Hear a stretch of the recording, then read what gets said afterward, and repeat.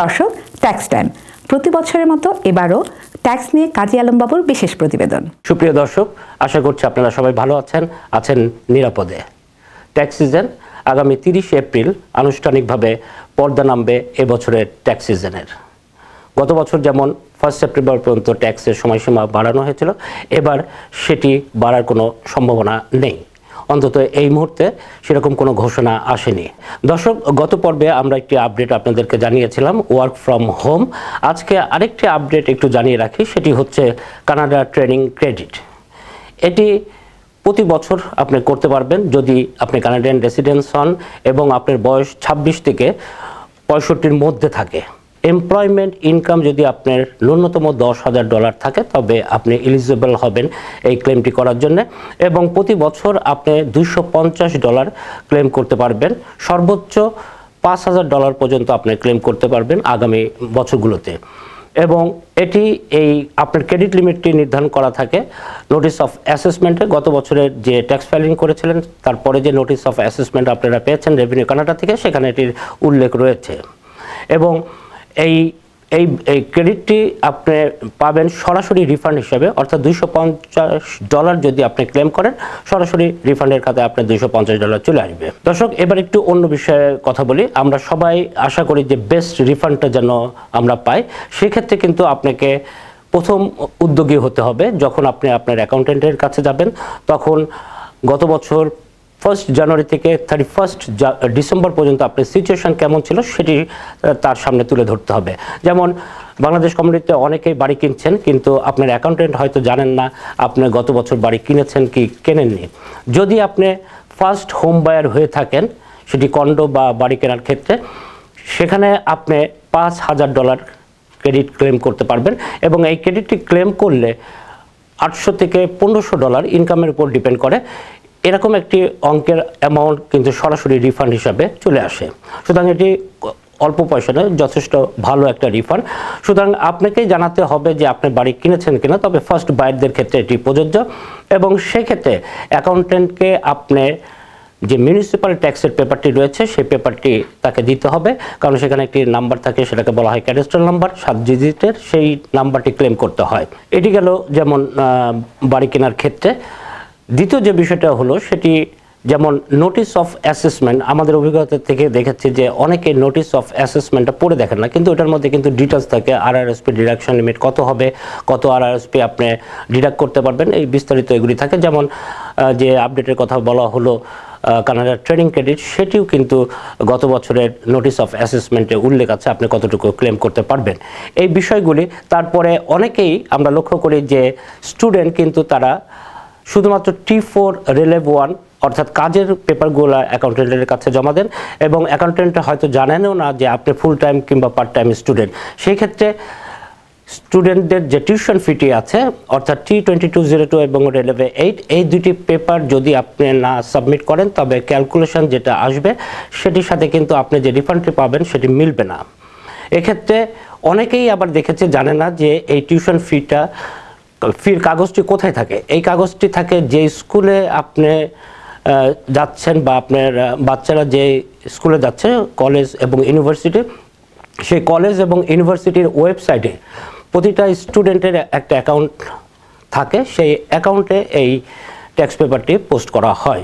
সুতরাং আপনি যখন ট্যাক্স ফাইলিং করতে যাবেন, আপনার ছেলে মেয়ে যদি কলেজ বা বিশ্ববিদ্যালয়ে পড়ে থাকে তাহলে তাদের কাছে অবশ্যই এই পেপারটি নিয়ে অ্যাকাউন্টেন্টকে সাবমিট করবেন, অথবা তারা যখন নিজেরা ট্যাক্স ফাইল করবে তখন তাদেরকে এই পেপারটি অবশ্যই দিতে হবে। দর্শক, গত পর্বের মতো এই পর্বেও আমাদের হ্যালো মন্ট্রিয়ালের কিছু দর্শক প্রশ্ন করেছেন, বিষয় জানতে চেয়েছেন ট্যাক্স সংক্রান্ত।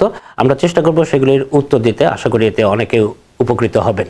প্রথম প্রশ্নটি করেছেন পার্ক এক্সটেনশন থেকে সূচনা রহমান। তিনি বলছেন ফ্যামিলি ইনকাম কত হলে ট্যাক্স ফেরত দিতে হবে না।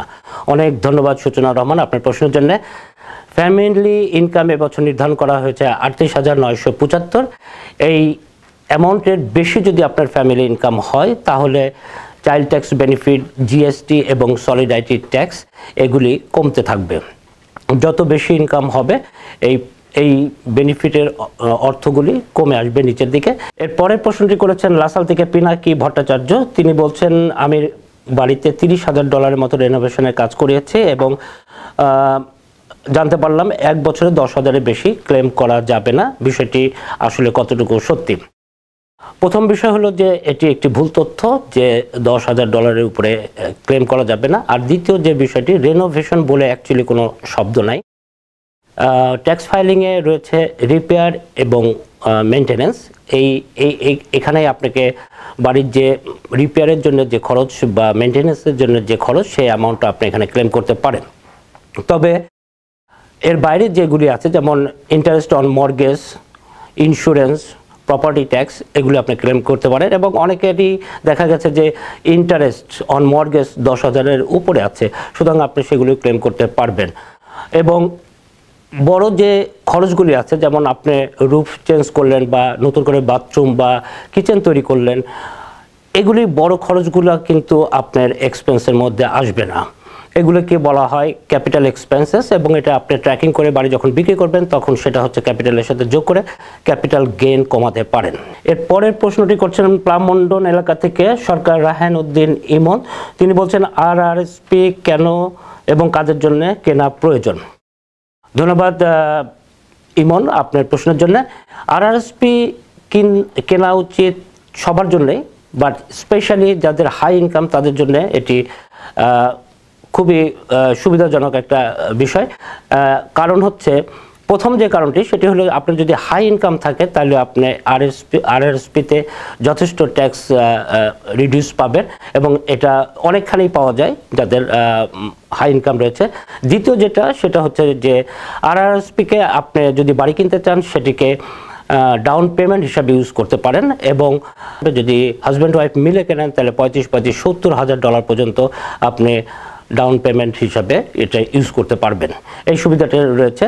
এছাড়া তৃতীয় যে সুবিধাটি রয়েছে সেটি হচ্ছে, আপনি যদি ভবিষ্যতে পড়াশোনা করতে চান সেক্ষেত্রে এই আরআরএসপি আপনি ব্যবহার করতে পারবেন। এর পরের প্রশ্নটি করেছেন পার্ক এক্সটেনশন থেকে ফারহানা আহমেদ কলি। তিনি বলছেন, আমি বর্তমানে ইআইতে আছি এবং দেশে যেতে চাই 2 মাসের জন্য, সেক্ষেত্রে ফিরে এসে ইআই পাবো কিনা? অনেক ধন্যবাদ আপনার প্রশ্নের জন্য। ইআই আপনি ফিরে এসে অবশ্যই পাবেন, কারণ প্রতিটি পে থেকে ইআইয়ের জন্য আপনি ট্যাক্স পে করেন। বাট আপনি যখন ইআইটি বন্ধ করে দেশে যাবেন তখন আপনি তাদেরকে এই ইনফরমেশনটা জানাতে হবে যে আপনি কতদিনের জন্য যাচ্ছেন, কবে ফিরছেন। এই ইনফরমেশনটা তাদেরকে দিলে তারা তাদের মতো করে তারা নোট রাখবে, এবং আপনি যখন ফিরে আসবেন তখন আপনি অবশ্যই আবার ইআই ফিরে পাবেন। এরপরে ডাউনটাউন থেকে খন্দকার রাহাত সুজা বলছেন, আমি যদি কানাডার বাইরে যাই সেক্ষেত্রে চাইল্ড ট্যাক্স বেনিফিট বন্ধ করে যেতে হবে কিনা, এবং না করলে কি হবে? অনেক ধন্যবাদ রাহাত সুজা আপনার প্রশ্নের জন্য।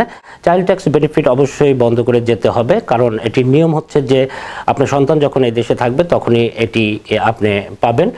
আর যদি আপনি 1 মাসের উপরের জন্য দেশের বাইরে যান তবে অবশ্যই এটি বন্ধ করে যাওয়া উচিত। এবং আরেকটি বিষয় বলে রাখি, যদি 2 সপ্তাহ বা 3 সপ্তাহের জন্য আপনি দেশের বাইরে যান সেক্ষেত্রে বন্ধ না করলেও তেমন কোনো ক্ষতি নেই। এর পরের প্রশ্নটি সেন্ট মিশেল থেকে করছেন, নাম প্রকাশ না করার অনুরোধ জানিয়ে। তিনি বলছেন, আমি বেসমেন্ট ভাড়া দিয়েছি এবং ভাড়াটি আমার কাছে ট্যাক্সের কাগজ চাচ্ছে, কিন্তু এটি সিটির অনুমোদিত না। ধন্যবাদ আপনার প্রশ্নের জন্য। এটি সিটির অনুমোদিত যেহেতু নয় সেহেতু আপনার ভাড়া দেওয়া উচিত হয়নি, এবং যেহেতু ভাড়া দিয়েছেন এবং ভাড়াটিয়া আপনাকে প্রতি মাসে ভাড়া দিয়েছে, সুতরাং তার অধিকার আছে এই ট্যাক্স পেপারটি পাওয়ার, এবং সেক্ষেত্রে আপনার তাকে ট্যাক্স পেপারটি দিতে হবে। এবং সেক্ষেত্রে ট্যাক্স পেপারটি দিলে যে টেকনিক্যাল সমস্যাটি আছে যে রেভিনিউ কুইবেক বা সিটির কাছে এই ফাইলটি যায়, এবং তারা যদি মনে করে যে আপনি এটি অনুমোদন ছাড়াই ভাড়া দিয়েছেন সেক্ষেত্রে আপনার একটা বড় অঙ্কের পেনাল্টি হতে পারে। দর্শক, এই ছিল এই পর্বের আপডেট। আপনাদের প্রশ্নগুলোর উত্তর দেওয়ার আমরা চেষ্টা করলাম। আশা করি এতে আপনারা উপকৃত হবেন। সুস্থ থাকবেন, নিরাপদে থাকবেন। সবার জন্য রইল ভালো থাকার শুভকামনা।